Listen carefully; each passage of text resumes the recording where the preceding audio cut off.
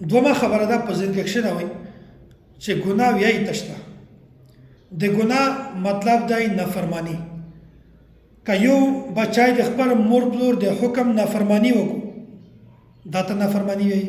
خبره نه ومني دا ته نافرمانی وایي. یو شاګرد د خپل استاد خبره نه ومني دا ته نافرمانی وایي.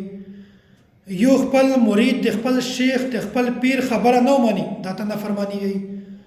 که چیرې نافرمانی د الله او د الله رسول میز وکړي دا ته ګناه وایي. الله میز ته بیانوي چې تو سره ژانه سئ، مینځ کوئ، زکات ورکوئ، حج کوئ، نفلی عبادت کوئ، فرضي عبادت کوئ، مسنون اعمال کوئ، دغه پابندي کوئ، میشتو سره د هغې نافرمانی کوي دا ته وایي ګناه. نو د ګناه اول نقصان، اوله خرابي هغه احسان فراموشي.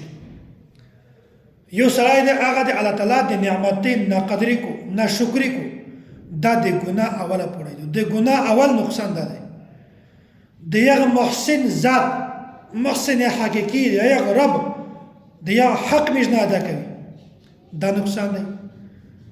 کسې الله تعالی په میز باندې نعمتي نرورولي دي د سر نه ونڅه د پښې د نیکۍ پر هر شی د الله تعالی د طرفه نه په میز توس باندې یو نعمت دی. الله تعالی میز توس ته دماغ ورکړی دی په دا باندې سوچ کی، سترګې کړی دي، غوږونه کړی دي، خولې کړی دي، لاسونه کړی دي، پښې کړی دي. د انسان هر اندام دا د الله تعالی د طرفه نه یو نعمت دی. میز د دغه نعمتې شکریا نه ادا کوي. میز ته د دغه نعمتې احساس هم شي. د نعمت احساس ولته انسان ته شي چې کله هغه نعمت الله تعالی د دغه انسان نه سلب ختم وي. یو سړی دی د دغه سترګې نشته، دغه ته کوی چې په دنیا کې د تو په ټول نه غټ خواهش تشه دی.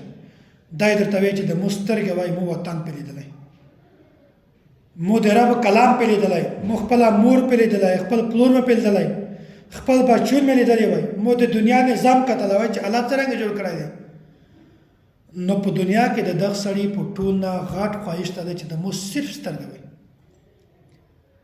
نعمتونه خو نور هم شته، لاسونه شته، پښې شته، خو د هغې تذکرات ځکه نه کړو چې هغه شته ورسره، سترګې شته نه ورسره، ځکه د دغه نعمت احساس شي. د یوه سړي غوږونه نشته، ورته وایه چې د تو په دنیا کې په ټول نه غټ خواهش تشه دی. دا یې درته وایي چې د مو غوږې سماعت اورېدل دا مې صحیح وایي چې د مو قرآن تلاوت پې اورېدلی وای، مو لمونځ پې اورېدلی وای، مو تلاوت پې اورېدلی وای، مو نیکې خبرې پې اورېدلی وای، د مور پلور اوازو پې اورېدلی وای. نو دغه سړي خو نور نعمتونه هم شته ورسره د الله تعالی. نو دا د غوږې تذکره ځکه کو چې دغه نعمت الله تعالی ځنې ختم کړی دی.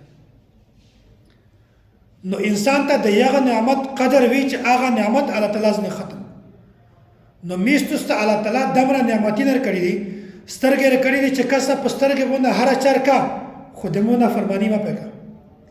غوږونه درکړي دي چې په دا باندې هر څه کا خو غلط شی مه پې وروه. لاسونه درکړي دي چې په دا باندې هر څه کا خو غلطه چاره مه پې کا. پښې درکړي دي چې په دا باندې هر څه کا خو د ګناه طرف ته مه پېڅه. میستوس د الله تعالی دمره حکم نشي منلی، بیا دا څرنګه د الله تعالی د احسانات د الله تعالی د نعمتې شکریا ادا کوي. نو کسې په دا نه غټه احسان فراموشي نشته.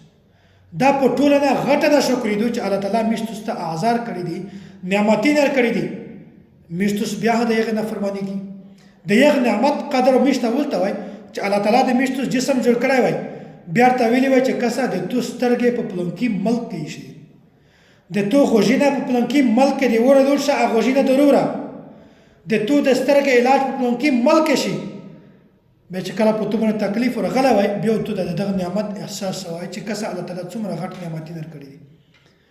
د انسان هره یوه پرزه دا د الله نعمت دی. د انسان په یوه ګوته باندې درد شي، که سړی ورته وایي چې د تو څه خواهش ته دی، ورته چې د مو دا ګوته روغه وي، وړیکی شی دی، خو د دغې درد دمره دی چې د دغه نعمت احساس انسان ته ولته شي چې کله دغه ته تکلیف وي. نو کسې اوله خبره مو درته بیان کړه چې د ګناه اوله غلطي، اول نقصان دا دی احسان فراموشي، د الله تعالی د نعمتې ناشکري کړل که چیرې د الله تعالی د نعمتۍ ناشکري کړله بیا کله هم نشي کامیابېدلی او که چیرې د الله تعالی د نعمتۍ شکریا د ادا کوله بیا دا سړی په هر موقع باندې په هر ځای باندې کامیاب